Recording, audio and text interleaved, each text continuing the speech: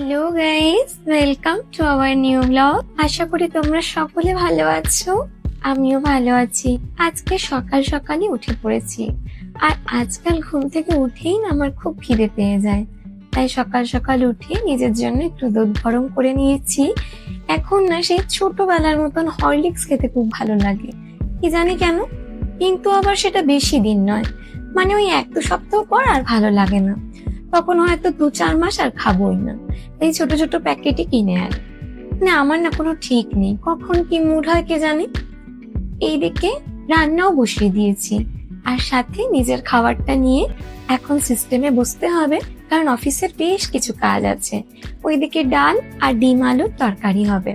এইদিকে আগেই অফিস করে নিই, কারণ কিছুটা অফিস আজ আমাকে ওয়ার্ক ফ্রম হোম, আর কিছুটা আবার গিয়ে করতে হবে। এই এক জ্বালা, যদি যেতেও হয় আবার বাড়িতেও কাজ করতে হয় না, তার মতন কষ্ট আর কিছুতে নেই। দেখতে দেখতে বেরিয়েও পড়েছে, এখন বাজে 12:30 মতন। বাড়ির সমস্ত কাজ করে এই কাজে বেরোনো না প্রচন্ড ঝক্কির ব্যাপার। আর তার মধ্যে তো জানোই আমার বাড়িতে রাধা মাধব আছে, তার পুজো না করে আমি কোথাও যেতে পারি না। কখনো না পারলে তখন চিনি দিয়ে দেয়, বাট বেশিরভাগটাই আমি চেষ্টা করি করে নেওয়ার। ধীরে ধীরে চলেছি আমার কাজের উদ্দেশ্যে। আজকের অফিস আবার সাউথে, মানে সাউথে আমাকে একটা অফিসে গিয়ে দেখতে হবে। ওই অফিসটা আসলে আমরা কিনছি, তো সেই কারণে আমাকে একটু অফিস ভিজিট করতে হবে অ্যাজ আ আউটসাইডার হিসেবে।